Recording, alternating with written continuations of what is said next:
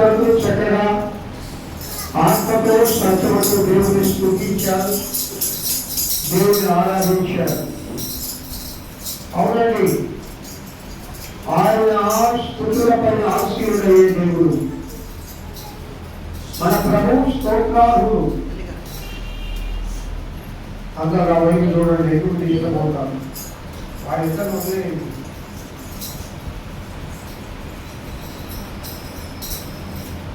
ఆయన స్తోత్రాలు, ఆయన స్తుతులకు పాత్రుడు, ఆయన స్తుతింపదగిన దేవుడు. కావున మనందరం స్తుతించాం. నిజంగా మీ అందరికీ వందనాలు. ఆత్మతో సత్యముతో దేవుడు ఆరాధించారు. ఆరాధించిన బిడ్డలందరినీ దేవుడు దీవించుగాక. హల్లెలూయా చెప్పండి. ఆరాధించిన బిడ్డలందరినీ దేవుడు దీవించుగాక. ఎవరైనా ఆరాధించకుండా ఉన్నారా? మీరు అనుకుంటారు అందరూ ఆరాధించే ఉన్నారు. ఒక పాట పాడకపోయినా పర్వాలేదు, మనసులో దేవుని స్తుతిస్తాం కదా, ఆరాధిస్తాం కదా. ఇప్పుడు రాయలమ్మ లేదమ్మ ఇద్దరు పాట పాడలేదు, అంత మాత్రం చేత వాళ్ళిద్దరు ఆరాధన చేయలేదని నేను అన్న. మీరు కూడా మనసులో ప్రభు సన్నిధికి వచ్చారు కాబట్టి దేవుని ఆరాధించుంటారు. అలాగే చెప్పండి. ఆ వీరమ్మ వాళ్ళు ఉన్నారు, పాట పాడడం ఆరాధించుంటాడు. ఆ శరణి ఉన్నాడు, పాట పాడడం ఆరాధించుంటాడు. మిగతా అందరూ పాటలు పాడతారు. మా ఆవిడకుంది చూడమ్మా, అక్కడ కూడా ఒకవేళ పాటలు పాడకపోవచ్చు కానీ ఆరాధిస్తుంది. పద్మమ్మ సరైన పాటలు పాడదు. నేను వింటున్నా, స్వరం ఎంత పెద్దది కాకపోయినా పాడతానే ఉంటుంది. అంటే ఇప్పుడు పాటలు పాడిన వాళ్ళు ఒక రకం, పాడిన వాళ్ళు ఒక రకం కాదమ్మా. అందరూ దేవుడు విడవే. స్వరం ఇచ్చిన వాళ్ళు పాడతాము, స్వరం లేని వాళ్ళు నిజమైన పాట పాడతారు. సినిమా స్వరం మరి మరొక అనుకోకూడదు. అసలు దేవుడికి నచ్చిన స్వరం వాడు శాంతమా, ఆత్మతో సత్యముతో నువ్వు పాట పాడితే దేవుడు నచ్చుతాడు. నేను అనుకుంటాను స్వరం లేని వాళ్ళు ఆత్మతో సత్యంతో ఆరాధిస్తే నిజంగా దేవుడు అది అంగీకరిస్తాడు. అందరూ చూడాలని దాకా పెద్ద స్వరం ఉన్నది. స్వరాలెత్తి నేను పాడినా మౌనంగా ఉండి దేవుని స్తుతించే ఆ ఆరాధనలు దేవుడు అంగీకరిస్తాడు. అదే చెప్పండి. అప్పుడు దేవునికి ఎలాంటి ఆరాధన కావాలి చెప్పుకుంటే, ఆత్మతో సత్యముతో ఆరాధించే ఆరాధన కావాలి. అదే చెప్తామా? రెండవ కొరింథీయులకు రాసిన పత్రిక 5వ అధ్యాయము 1 నుండి 10 వచనాలు. 2వ కొరింథీయులకు రాసిన పత్రిక 5వ అధ్యాయము 1 నుండి 10 వచనాలు చదవండి. భూమి మీద మన గుడారమైన నీ నివాసము శిథిలమైపోయినను, భూమి మీద మన గుడారమైన ఈ నివాసము శిథిలమైపోయినను, చేతి పని కాక దేవుని చేత కట్టబడినదియు నిత్యమైనదియునైనా నివాసము పరలోకమందు మనకున్నదని ఎరుగుదుము. మనము దిగంబరులము కాక వస్త్రము ధరించుకుని వారముగా కనబడుదుము. కాబట్టి పరలోకము నుండి వచ్చు మన నివాసము దీనిపైన ధరించుకొని అపేక్షించు దీనిలో మూల్గుచున్నాము. ఈ గుడారములోనున్న మనము భారము మోసుకొని మూల్గుచున్నాము. ఇది తీసివేయలేనని మధ్యమైనది జీవము చేత మృంగివేయబడినట్లు ఆ నివాసమును దీనిపైన ధరించుకొనగోరుచున్నాము. దీని నిమిత్తము మనలను సిద్ధపరిచిన వాడు దేవుడే. మరియు ఆయన తన ఆత్మలను సంచకరువును మనకు అనుగ్రహించి ఉన్నాడు. ఇలా నిజంగా చాలా గొప్ప నిగూఢమైన సత్యాలు మనం చదివిన భాగంలో కొరింథీ సంఘానికి అపోస్తలుడైన పౌలు గారు రాస్తారు. బాగా నేను మీకు తెలుసు కదా, ఎక్కువసేపు ఎప్పుడు నేను మిమ్మల్ని విసిగించాను, 1/2 అవర్ మాత్రమే. కాబట్టి ఈ అర్ధగంట సేపు ఈ రకంగా నిలబడుతున్నారా? ఒకసారి దూరం ఏమవుతుంది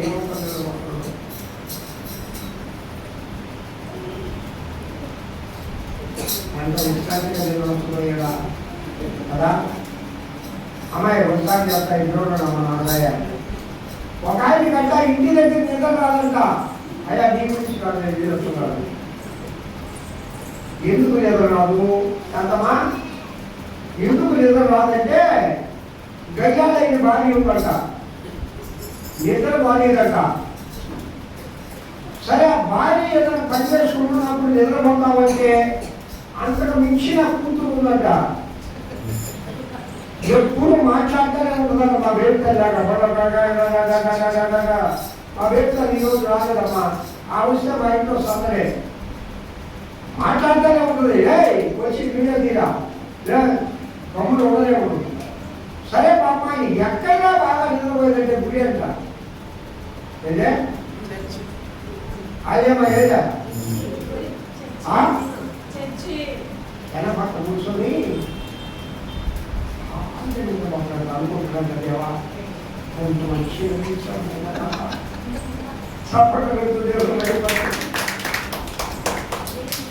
ఇంట్లో ఎక్కడ నిద్రపోలేదు రాయమ్మావు, నువ్వు మీకు మీ అక్క నిద్రపోతుందా?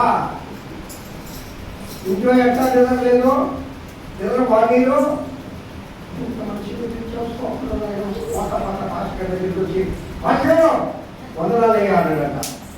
మాస్టర్ గారికి తెలుసు నాలాగా ఇప్పుడు నాకంటే మీ అందరూ బంధువులు సొంత వాళ్ళు, నేను స్వతంత్రంగా మాట్లాడతా. మాస్టర్ గారు ఒక ఆ మాట్లాడటంతో రోడ్డుగా మాస్టర్లు ఒప్పుకొని ఆయన నిద్రపోండి ఈయన నేనండి ఆయన అనుకుంటాడంట. ఆయన తప్పదు కదా పాపం. ఆయన పోతా ఒక మాట లేదా నీళ్ళు తాగి బాగా మొహం పట్టుకొని మాస్టర్ గారి దగ్గరికి వచ్చి మాస్టర్ గారు బా ఎంత బాగుందండి ఇవాళ దేవుడు వాక్యం అన్నమాట. ఎవరుమ్మా రాయమ్మో ఎవరులా మాస్టర్ గారు అంటే అవునయ్యా దేవుడికి స్తోత్రం ఏమన్నదిగా పాపం. నేనైతే అడిగేస్తున్నాను బాగా నిద్రలో దేవుడు మాట్లాడాడు ఆయన. మన బావ మొహం శుభ్రంగా కొనుక్కొని మాట లేక నీళ్ళు తాగేసి మన నిద్రపోయాడు కదా పాపం. విషయాన్ని వచ్చి మాస్టర్ గారు ఎదుగుతాడండి ఎంత బాగుందండి దేవుడు వాళ్ళు. ఒక్కోసారి నాకు మన బిడ్డలు చెప్తా ఉంటారు, అయినా ఈరోజు సార్ ఈరోజు అంకులు ఈరోజు దేవుడు పరిశుద్ధాత్మడు అని మాట్లాడారు. సో నిజంగా ఈ మా మాట అయితే ఎంతో సంతోషం. అలాంటి వారు మన సంఘంలో ఉండకుండు కాక చెప్పడం ఎవరు లేదు. అయితే ఇక్కడ చదివిన భాగం పిల్లరా చాలా అమూల్యమైన సత్యాలు ఉన్నాయి. గుడారము ముఖ్యంగా ఈ దినము ఒకటి పరిశుద్ధాత్మ దేవుడు మనతో మాట్లాడేది గుడారము. దేని గురించి చెప్పడమ్మా? బాగా చెప్పండి. గుడారము అనగా కొన్ని అర్థాలు ఉన్నాయి. గుడారము అంటే యేసుబాబు గారు చెప్పారు ఆ రోజు మన యాన్యువల్ డేకి వచ్చినప్పుడు. ఏం చెప్పారు చెప్పండి, జ్ఞాపకం ఉండేవాళ్ళు. ఆలయం. Very good. చప్పటి కొట్టు దేవుడు వెళ్ళిపోతారు. వినాలా. గుడారం అంటే ఆలయం అని చెప్పండి, ఈ గుడారము. Very good. ఇంకా గుడారము అంటే మామూలుగా సిపాయిలు ఎక్కడో అడవుల్లోనూ ఎడారుల్లోనూ నివసించడానికి ఏర్పాటు చేసుకునే ఒక నివాస స్థలం. బైబిల్లో కొన్ని కాలంలో గుడారాలు వేసుకొని 40 సంవత్సరాలు, ఎన్ని సంవత్సరాలమ్మా? ఎన్ని సంవత్సరాలు? 40. మనలో చాలా మందికి దిగులు ఉందేమో, ఈ రోజులైన ఒక ఇల్లు స్థిరమైన ఇల్లు నాకు లేదండి. ఇది కూడా నేను అనుకున్నాను, నేను చూసా. కానీ ఈ గుడాలు శిథిలమైపోతాయి, ఈ నివాసాలు శిథిలమైపోతాయి. ఈ రోజు ప్రభు మాట్లాడే గుడాలు మనకుంటే చాలు. చప్పట్లు కొడుతూ దేవుడు మాట్లాడాలి. గుడారం అంటే నివాసం. ఇంకొకటి దేవుడు నివసించే స్థలం, దేవుడు నిన్ను దాచే స్థలం. తన గుడారము మాటున, అమ్మా దావీదు అంటాడు, తన గుడారము మాటున నన్ను దాచును. హల్లెలూయా చెప్పండి అమ్మా. చప్పట్లు కొడుతూ దేవుడు మాట్లాడాలి. కాబట్టి గుడారములు అంటే అన్ని అర్థాలు ఉన్నాయి. ఇప్పుడు మనకు అపోస్తలుడైన పౌలు గారు చెప్పిన గుడారం ఏంటంటే శరీరము. హల్లెలూయా చెప్పండి. ఈ శరీరం గురించి ప్రభు ఇదిలో మాట్లాడుతూ ఉన్నాడు. శరీరం మనకు చాలా ప్రాముఖ్యం కదా. నాకు ఒక 2 days నుంచి ఎందుకో విశాఖ లేదు, కారణం కొంచెం నిశ్శబ్దంగా ఉంది. నేను ఉదయం అనుకున్నా, ఏం ప్రభు నన్ను తీసుకెళ్ళిపోతావా అని. ఎందుకంటే ఒక రకంగా నిశ్శబ్దంగా ఉంటుంది. అది కాక మా కోడలు 6 ఏళ్ళ వల్ల, మామయ్య నువ్వు ఆరోగ్యంగా లేవు.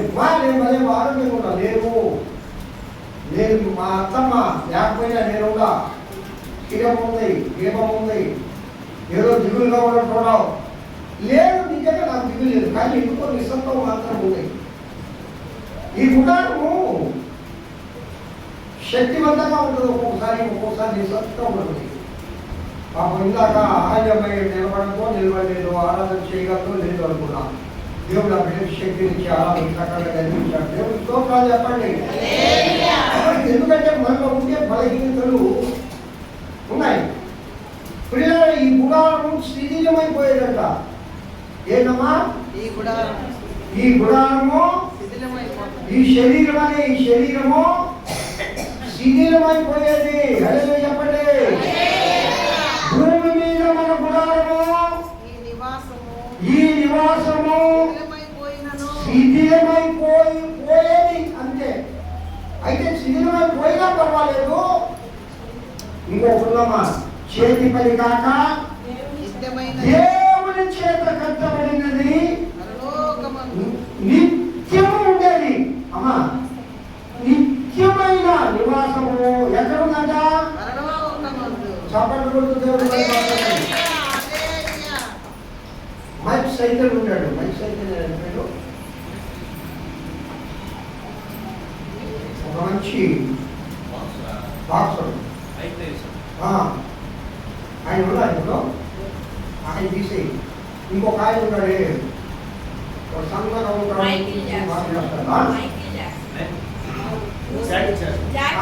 ఉన్నాడు ఇప్పుడు. వెళ్ళిపోయాడా?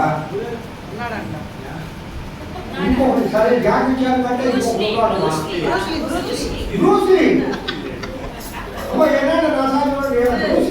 ఉన్నాడా? నేను చెప్తా ఎవరున్నారు చేస్తారమ్మా, ఏమవుతుందా? అందరూ కోపడతామా? చెప్పాలి. బ్రూస్లీ, అమ్మా బ్రూస్లీ శరీరం ఎంత గట్టిదంటే, ఇనప రాడ్డు మీద అతను గుద్దినా సరే ఆ ఇనప రాడ్డు స్ప్రింగ్ లాగా ఊగిపోతాడ. ఏమా, అంత గొప్ప శరీరం, అంత బలం కలిగిన వాడు చివరికి ఎలాంటి సాగు వచ్చాడు తెలుసా? మీకు చెప్పాలా? దిక్కులేని సాగు వచ్చిపోయాడమ్మా. అతనికి లేని హ్యాబిట్ లేవు, చాలా చెడు హ్యాబిట్. అమాయకంగా నేను చెప్పలేండి, అవసరం కూడా లేదు. అంత గొప్ప ప్రపంచ ప్రఖ్యాతిగాంచిన ఆ బ్రూస్లీ శరీరాన్ని బలాన్ని చూసుకొని గర్వపడిన బ్రూస్లీ, ఆ గుణాలని చూసుకొని గర్వించిన బ్రూస్లీ చివరకు ఆయన చనిపోయిన పరిస్థితి గమనిస్తే అది పడవాలి కూడా రాకూడదు. వాళ్ళు చెప్పండి హల్లెలూయా. ధనులా కాదు, అభిమానులా కాదు, ఈ లోకంలో ఒక నిశ్చిస్తున్నాను వల్ల, కానీ చనిపోయిన రీతి చాలా ఘోరం. అంటే నేను ఎందుకు బ్రూస్లీని జ్ఞాపకం చేశానంటే, ఒకవేళ ఎవరైనా శరీర దారుఢ్యాన్ని బట్టి, శరీర బలాన్ని బట్టి, లేక శరీర ఆరోగ్యాన్ని బట్టి, లేక నీ శరీర అందాన్ని బట్టి, లేక నీ శరీర సౌష్ఠాన్ని బట్టి, లేక నీ శరీరాన్ని బట్టి నువ్వు గర్వపడుతున్నావేమో, శిథిలమైపోయేది. ఏదైనా స్టార్టింగ్లో ఉన్నది చేద్దామా?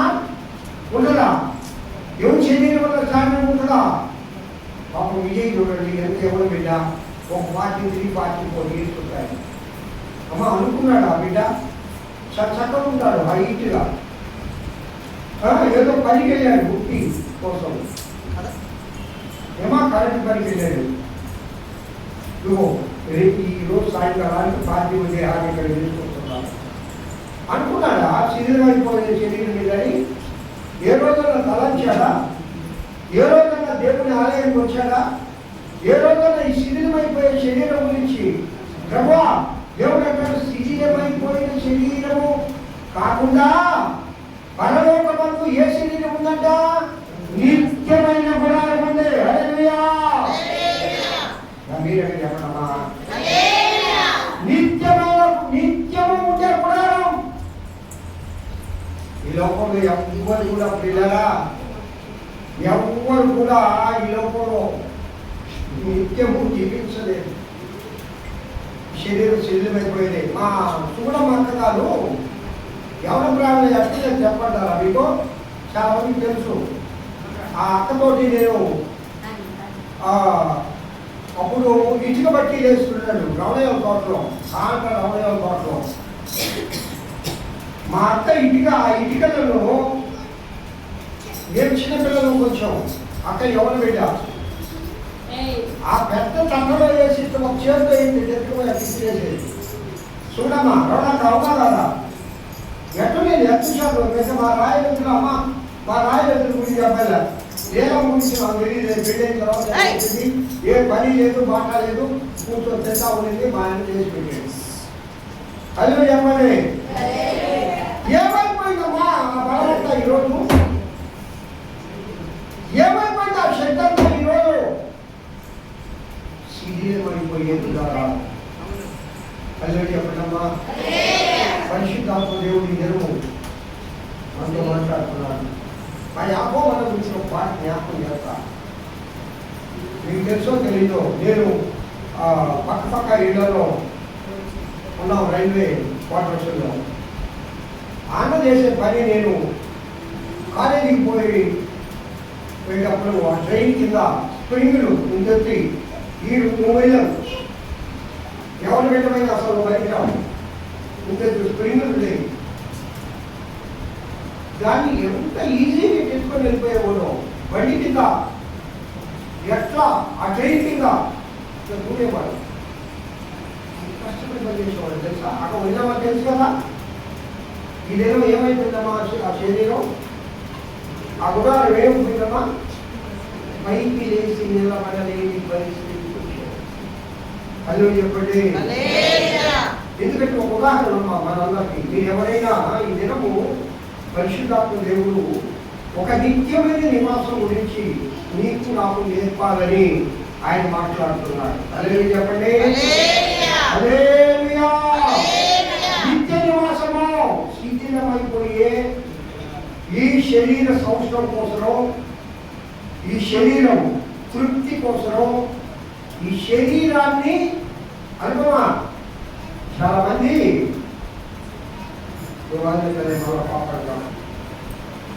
చాలా మందికి కడుగే లేవు. ఏం దేవుడు చేద్దామా? ఏ దేవుడా కడుపు తినొచ్చమ్మా రాదమ్మ దేవుడు ఇస్తున్నాడు వాళ్ళకి ఏం పని పడాలా మా బట్టి కాదు మా తెలియదు కానీ ఇంట్లో ఉంటే ఇంకే మాట మఠాలి ప్యాకెట్లు తెచ్చుకొని తింటే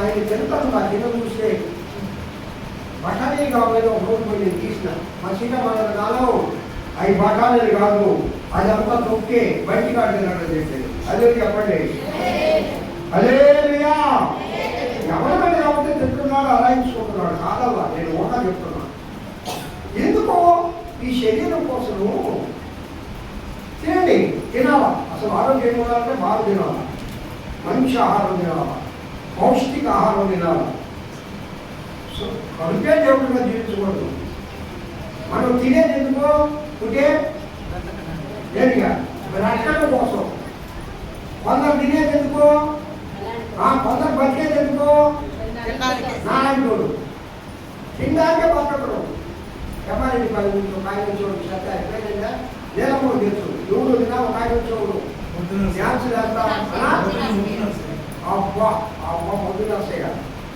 ఎంత తిన్నా కూడా వెళ్ళమా కేజీ అన్నం ఉండాడు పెడితే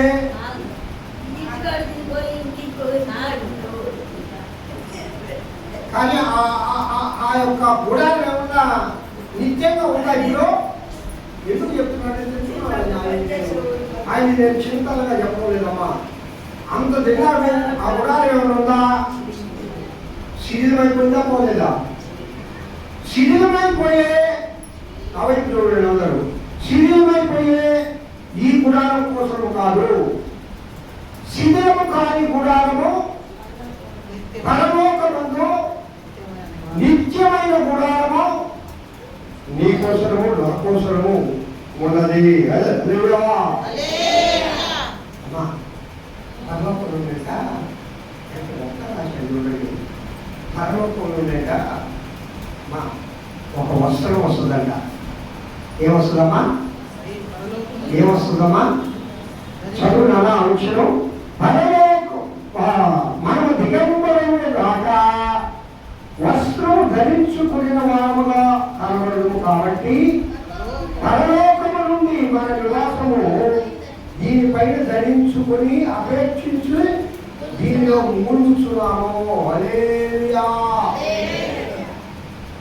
అమ్మా ఈ గుడారాన్ని కప్పుకోవడానికి పరలోకము నుండి ఒక వస్త్రాన్ని ఇస్తాడు.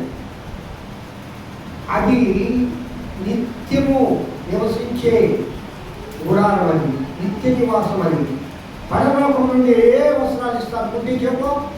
హలో నా వైపు చూడు, ఏ వస్త్రాలు ఇస్తారు దేవుడు చెప్పు. మహిమ వస్త్రము, నీతి వస్త్రము, తెల్లని వస్త్రము, ఇంకా ఇంకా అమ్మ 7 రకాల వస్త్రాలు ఉన్నాయి. తెలుసు, నిన్నే అడుగుతా నేను, ఎందుకంటే నువ్వు వాక్యం వినవలే. బిడ్డ చదివైతే వాళ్ళతో మాట్లాడతానే ఉంటావు. అమ్మ ఎందుకంటే నీకు బాగా తెలుసు అమ్మా. 7 రకాలైన వస్త్రాలు ఉన్నాయి. రైలంలో ఎన్ని రకాలైన వస్త్రాలు ఉన్నాయి? 7 రకాలైన వస్త్రాలు ఉన్నాయి. అవి పరలోకం నుండి దేవుడిచ్చే వస్త్రాలవి. పరము నుండి పోయబడిన పరిమళ తైలం, పరము నుండి పోయబడిన పరిమళ తైలం, యేసు నామము, యేసు పరమా, యేసు నామం, యేసు నామం, యేసు నామం, యేసు నామం, యేసు నామం, యేసు నామం, యేసు నామము, యేసు నామము, యేసు నామము, యేసు నామము. అందరూ పాడండి. పరము నుండి పోయబడిన పరిమళ తైలము, పరము నుండి పోయబడిన పరిమళ తైలము, యేసు నామము, యేసు నామము, యేసు నామము, యేసు నామము, యేసు నామము, యేసు నామము, యేసు నామము, యేసు నామము, యేసు నామము, యేసు నామము, యేసు నామము, యేసు నామము. పిల్లరా, యేసయ్య నామమట పరము నుండి పోయబడిన పరిమళ తైలం. యా మొదలు చెట్టు కొట్టుకొని ఊరుకుంటూ వచ్చారు. చెట్టు ఏం విజయనగరంలో చేయొస్తాను మొక్కలుందా అది ఒక శీతలు కొట్టు నువ్వు కొట్టుకోనువా బాబా నువ్వు కొట్టుకుంటున్నా వెరీ ఒక్కొక్క రమ్మనేను అన్నది మంచిది. మనం కూర్చున్నప్పుడు ఇతరులకు మంచి సుగంధమైన వాసనగా మనం ఉండాలని కొట్టుకున్నాం. ఒక మంచి ముస్లిమ్స్ అని ఎప్పుడు కనిపెట్టుందంటే వాళ్ళు కొట్టుకున్న ఆ సెంటుని బట్టి వాళ్ళు ముస్లింలు అని చెప్పండి.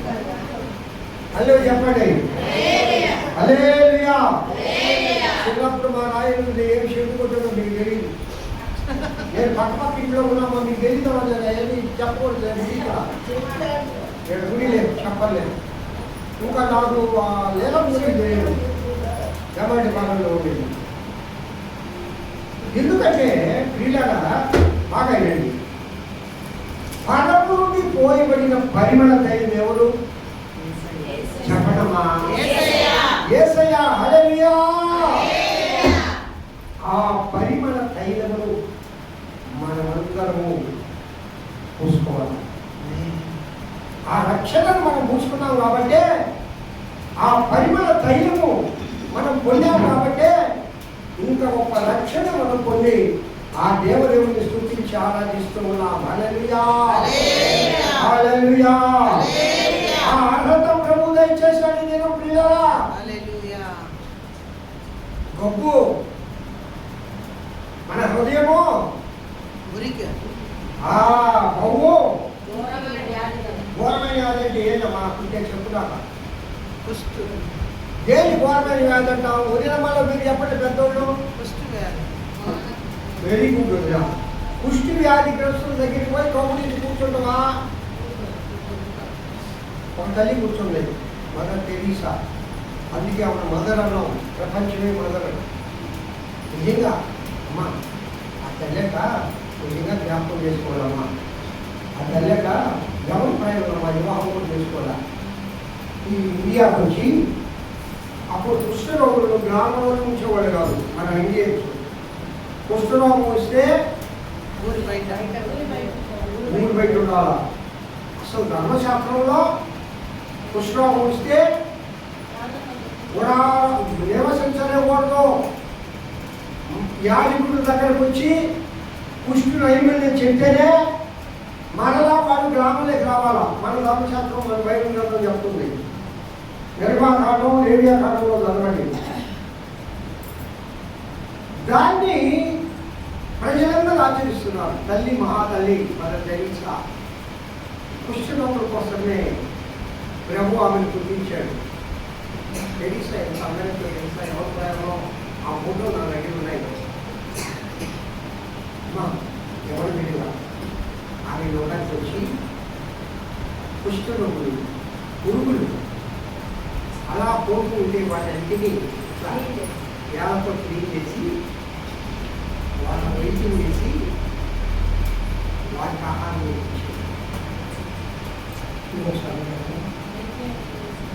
వాళ్ళు వాకింగ్ చేసుకుంటే అన్ని పురుగులు పడేయాలి.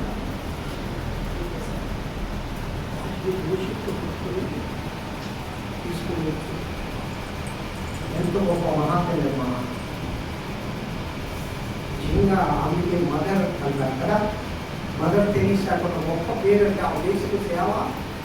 ఆ పేరు డబ్బు లేక కాదు, అన్నం లేక కాదు, ఉద్యోగం లేక కాదు. దేవుడు ప్రతిష్ఠించుకుంది దేవుడి కోసం. చెప్పండి.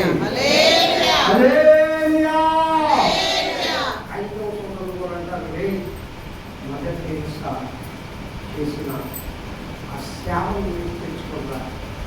అలాగే హిందువులు చాలా మంది ఉన్నారు.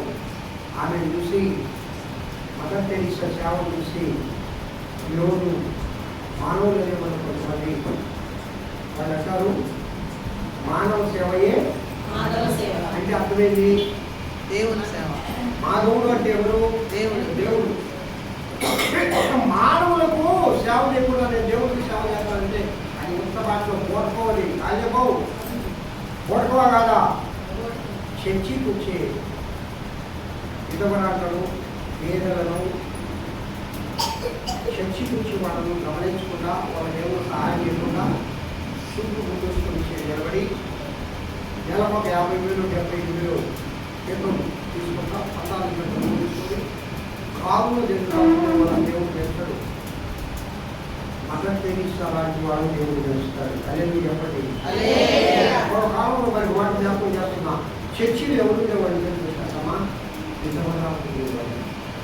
అదే చెప్పండి. తల్లిదండ్రులు లేని బిడ్డలు చర్చిలో ఉండేవాళ్ళు. ముసలి వాళ్ళు ఏ పని చేసుకోలేని వాళ్ళు చర్చిలో ఉండేవాళ్ళు. వాళ్ళని పోషించేది ఎవరు? దైవజనులు పోషించేది. అదే చెప్పండి. అది సేవ అంటే. అది సేవ అంటే నేను చెప్తున్నాను కదా. ఈ పరిమళ తైలము ఎందుకు వచ్చిందంటే వాసన గురించి వచ్చింది. మనం తెరీసా మన సేవను జ్ఞాపకం చేస్తున్నాం.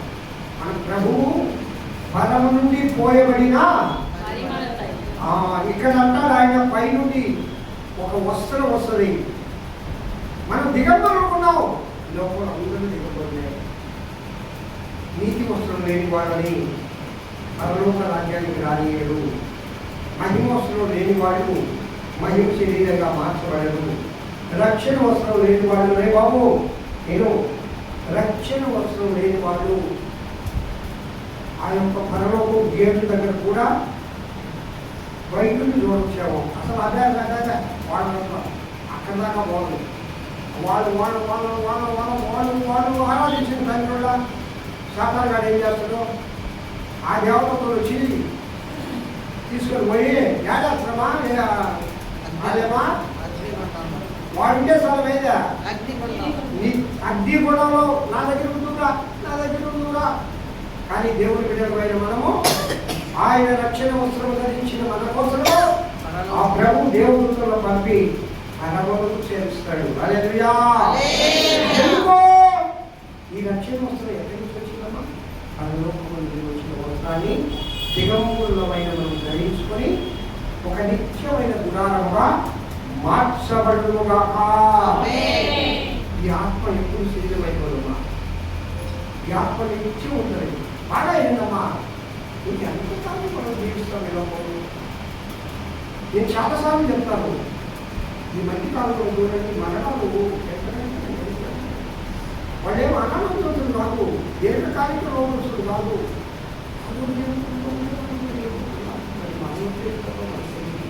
కాబట్టి గుణాలు కూర్చడం మనం పాటుపడుగాక. నిత్యము ఆ దేవదేవునితో మనం నివసించినట్లుగా మనము ప్రార్థించుగాక. హల్లెలూయా. పరము నుండి పోయబడిన పరిమళ తైలమును మనము పొందుదుముగాక. ఆ యేసు నామమును యేసు నామముట అన్ని నామముల కంటే పైనున్న నామం యేసు నామం. రక్షణ ఇచ్చే నామం యేసు నామం. ఆపదలో ఉన్నప్పుడు నిన్ను కాపాడే నామం యేసు నామం. నిన్ను ఆదరించే నామం యేసు నామం. నరకము నుండి పరలోకములకు మార్గం చూపే నామం. అంటాడమ్మా ఏమంటాడు? నేనే మార్గమును ఆ యేసయ్య అంటాడమ్మా మాట. ఈ లోకంలో ఎవరో చెప్పలా, దేవుళ్ళు అనేవాడు ఎవరు చెప్పలా మాట. పరలోకములకు మార్గము నేనే, నా యేసు నామమే పరలోకములకు మార్గము. కావున ప్రియులారా, ఈ గుణాలు శిథిలమైపోతుంది. శిథిలమైపోయే ఈ గుణాల కోసం కాకుండా చేతి పని కాక దేవుని చేత కట్టబడుతుందంట ఆ గుడారం. చివరిగా నేను ముగిస్తాను. దేవుని చేత కట్టబడే గుడారం కోసము మనము ప్రయాసపడుతున్నాక. దేవుని చేత కట్టబడడం అంటే అది అమ్మ ఏంది ఆ మాటకు అర్థం? మీ ఆత్మీయ శరీరాన్ని ఎవరు కడతారు? పరిశుద్ధాత్మ దేవుడు. మళ్ళీ చెప్పండి. ఆయన కూడా ఇప్పుడు దేవుడే కదా, ఇంట్లో ఒకడ కదా, దేవుడే కదా. ఈ ఆత్మీయ శరీరాన్ని ఎవరు కడతారమ్మా? పరిశుద్ధాత్మ దేవుడు. అది నిత్యము ఉండే గుడారము. అది శిథిలమైపోయే గుడారం కాదు. అది ఈ శరీరం కాదు, అది మహిమ శరీరము. ఆ దేవుడి కంటే గుడారము ఎంత అందంగా ఉంటుందంటే, నా ప్రియుడు ఎలాంటి వాడు?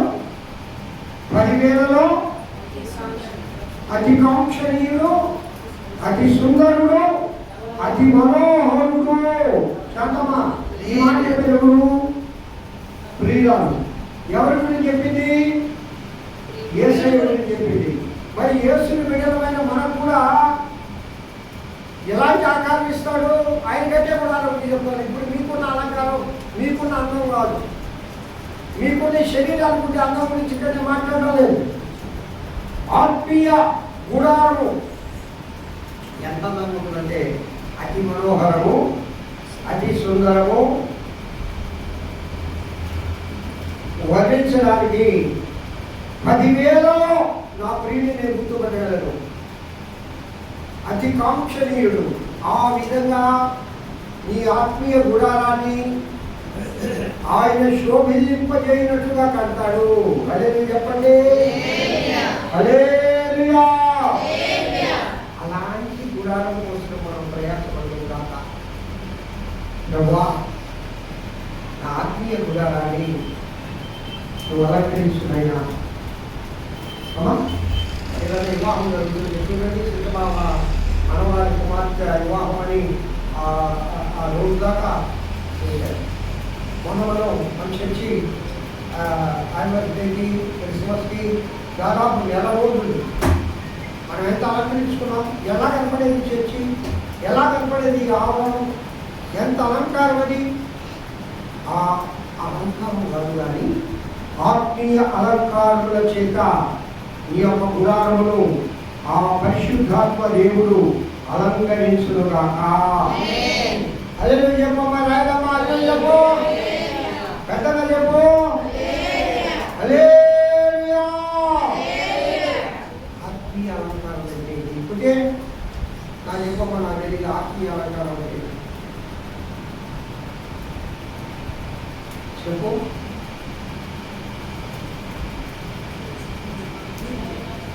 ఆత్మీయ ఫలాలే కదమ్మా.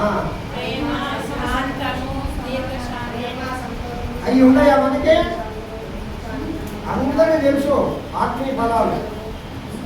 ఆ ఆత్మీయ ఫలముల చేత ఈ ఆత్మీయ గుడారం అలంకరించబడితే అది ఎంత శోభాతిమయంగా ఉంటుందంటే, నీ ప్రియుడు నిన్ను ఆహ్వానిస్తాడు. హల్లెలూయా చెప్పండి. హల్లెలూయా. ఆత్మీయ ఫలముల చేత ఈ ఆత్మీయ గుణాలను పరిశుద్ధాత్మ దేవుడు దినదినము అలంకరిస్తూ ఉంటాడు. ముఖ్యంగా ఒకే ఒక అలంకారం ఉంటే చాలు. ఏ అలంకారం అది? ప్రేమ. చెప్పండి అందరూ. ఇంకో మాట చెప్పండి. ఇంకో మాట చెప్పండి. ఏ ప్రేమ? అగాపే ప్రేమ. యేసయ్య ప్రేమ కలిగి జీవిస్తే చాలు. నువ్వు ఎంత శోభాయమానంగా ఉంటావు. సుందరిమతి, సౌందర్యవతి, నా పౌరమా, నిష్కలంకురాలా. అబ్బా, ఎంత గొప్ప పేరు పిలుస్తాడు. ఎప్పుడు ఆమె ప్రేమ చేత అలంకరింపబడి ఉన్నది. హల్లెలూయా.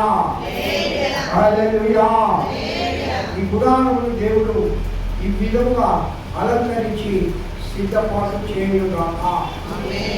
ఆయన ఎదురు చూస్తున్నాడమ్మా. పరలోకం నుండి ఒక వస్త్రాన్ని నీకు ఇవ్వాలని పొద్దుటానికి ప్రయాసపడుతున్నా అడిగావా ప్రభువా నేను ఇంటికి వస్తుంది ఆల్రెడీ రక్షణ వస్త్రం పొందావు కానీ చివరి వచ్చి నీ మొక్కలు చూసుకోవాలా అంటే మనకు కలిగిన ఈ రక్షణలో అపోస్తలుడు పౌలు అంటాడు మనకు కలిగిన ఈ రక్షణలో భయముతో చెప్పనమ్మా వణుకుతో కాపాడుకోవాలా. ఆ రక్షణ వస్త్రం చిరిగిపోతుంది. ఈ వస్త్రాలాగా పాతిపోదు, ఈ వస్త్రాలాగా మాసిపోదు. ఆయన ఇచ్చే మహిమ వస్త్రం, ఆయన ఇచ్చే నీతి వస్త్రం, చివరిగా ఆయన వస్త్రం ఇస్తాడు, పెంచి వస్త్రము. అదే చెప్పండి. విన్నమా నీకు పెళ్లికి ఎట్లా సేపు తీసారు గుర్తుందా? అది మాత్రం ఆడవాళ్ళు వాళ్ళకి గుర్తుపెట్టుకుంటాం. మేము రండి మా ఇంటికి, మా మేరమ్మ అప్పుడప్పుడు దీనిలోదంతా అయ్యో మా పెళ్లికి తీసేసేది ఇప్పటికీ ఉన్నది. పెళ్లికి తీసేసేందుకో మీరందరూ కొందరు దాచిపెట్టుకోవడం ఉన్నా, కొందరు పెళ్లి చేయాలంటే కానీ పరమప్రభు చివరిగా నీకు ఇచ్చేది ఏంటమ్మా? పెళ్లి వస్త్రం ఇస్తాడు. హల్లెలూయా చెప్పండి. హల్లెలూయా.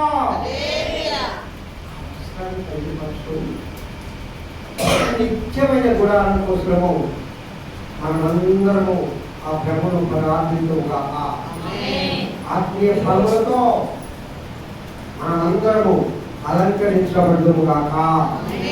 హల్లెలూయా. హల్లెలూయా. దేవుడి వాక్యం దీవించి ఆశీర్వదించుగాక. ప్రార్థన చేసుకుందా. మా ప్రార్థన చేయి. వాక్యం ఎందుకు చేయండి. నేను వాక్యం చెప్పిన తర్వాత ప్రార్థన చేయండి అమ్మా అని